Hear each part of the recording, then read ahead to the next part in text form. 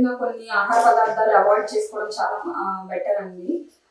ఉప్పు ఎక్కువగా ఉండే ఫుడ్స్ ఏవైనా కానీ, అంటే మెయిన్గా ప్రాసెస్డ్ ఫుడ్స్, జంక్ ఫుడ్స్, ఇందులో అయితే ఉప్పు ఎక్కువగా ఉంటుందో అలాంటివి తీసుకోకపోవడం మంచిది.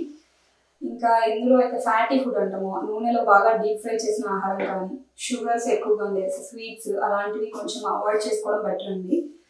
ఇలాంటి ఫుడ్స్ తీసుకున్నప్పుడు డైజెషన్ అనేది స్లోగా అవ్వడము, టైం ఎక్కువ పడుతుంది. దానివల్ల కడుపు గ్యాస్గా అనిపించడము, ఎసిడిటీ ప్రాబ్లమ్స్ రావడానికి ఛాన్సెస్ ఎక్కువ ఉంటాయి.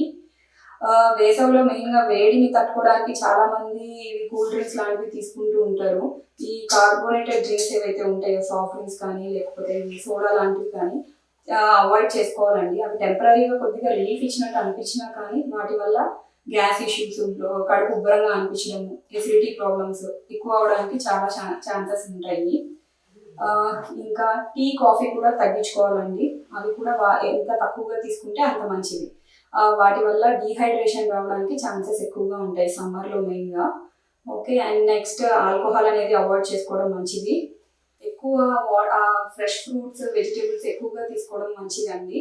ఇందులో అయితే నీటి శాతం ఎక్కువ ఉంటుందో, లైక్ కీరా కానీ, వాటర్ మిలన్ కానీ ఇలాంటి ఆహార పదార్థాలు ఎక్కువగా తీసుకోవడము మంచిది. ఎవరిలో అయితే నీళ్ళ విరోచనాలు అవుతున్నాయో, లూజ్ మోషన్స్ ఎక్కువగా ఉన్నాయో అలాంటి వాళ్ళు కొంచెం పీచు పదార్థం ఎక్కువగా ఉన్న ఫుడ్ కానీ, పాలకు సంబంధించిన ఉత్పత్తులు అవాయిడ్ చేసుకోవడం మంచిది. వాటి వల్ల ఇంకా ఎక్కువ సార్లు మోషన్స్ అవ్వడానికి ఛాన్సెస్ ఉంటాయి.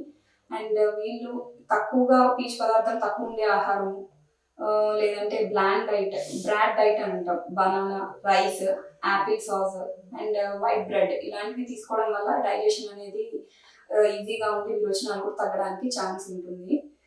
ప్రోబయాటిక్స్ ఎక్కువగా ఉండే పెరుగు కానీ, యోగర్ట్ కానీ ఎక్కువ తీసుకోవడం వల్ల కొంచెం మోషన్స్ కూడా కంట్రోల్ అవుతాయి. అండ్ డీహైడ్రేషన్ రాకుండా ఉండేటట్టుగా ఓఆర్ఎస్ కానీ, ఎలక్ట్రాల్ కానీ తీసుకుంటూ ఉండాలి.